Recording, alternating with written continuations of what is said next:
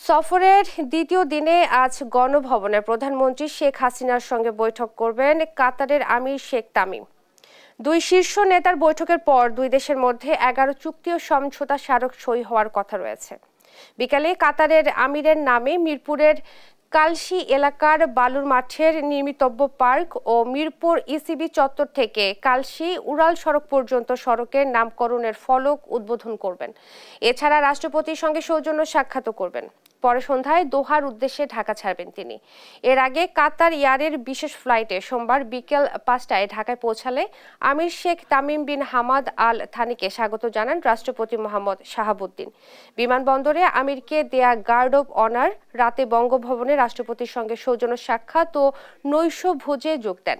মধ্যপ্রাচ্যে বাংলাদেশের শ্রমবাজার বিষয় এবং বাণিজ্য সহযোগিতা বিষয়ে কাতারের আমিরের এ সফর গুরুত্ব বহন করছে বলে মনে করছে পররাষ্ট্র মন্ত্রণালয়।